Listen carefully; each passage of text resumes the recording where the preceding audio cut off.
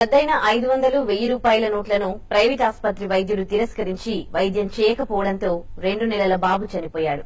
ఈ ఘటన తాడిపత్రిలో జరిగింది. జలుబు దగ్గుతో బాధపడుతున్న చిన్నారిని తల్లిదండ్రులు ఏబీసీ ఆసుపత్రికి తీసుకొచ్చారు. అయితే 500, 1000 నోట్లు రద్దయ్యాయని వాటిని తీసుకోమని హాస్పిటల్ సిబ్బంది చెప్పారు.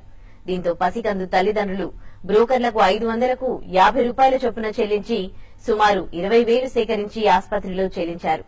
అయినా ఆసుపత్రి సిబ్బంది మెరుగైన వైద్యం అందించలేదు. దీంతో పసిబాబు మృతి చెందాడు. అయితే ఈ విషయాన్ని కప్పిపుచ్చుకునేందుకు ఏబీసీ ఆసుపత్రి సిబ్బంది చిన్నారి పరిస్థితి విషమించిందని అనంతపురం తీసుకెళ్లాలని సూచించారు. తీరా అక్కడికి తీసుకెళ్లాక గంట ముందే పసికందు చనిపోయాడని అక్కడి వైద్యులు చెప్పారు.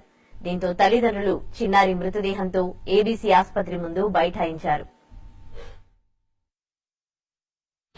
తెలవన్యాక భార్యని అడిగి అన్న వారు కూడా తాగిన ఆడున్నా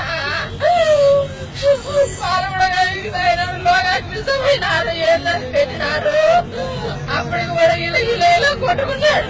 నల్లగా మగ నల్లగా పెట్టినా వచ్చినాక 10:30 వచ్చినాడన్నా. వచ్చి లేదు ఒకరోజు శ్వాస తప్పనైనా నిన్న సాయంత్రం నిన్న 18 గంటలకు జాయిన్ చేసుకున్నాడు. మాతలు ఇవ్వమంటే ఇచ్చాము 500 ఇవ్వమంటే అది తప్పు ఉంది తీసుకోలే మందు రాసిచ్చాడు. మళ్ళీ బిల్లు నిన్న సాయంత్రం మళ్ళీ రాత్రి వచ్చాడు. రాత్రి ఇచ్చినాక మళ్ళీ ముందు చెప్తా అన్నాడు. డాక్టర్ ఏంటంటే సిద్ధ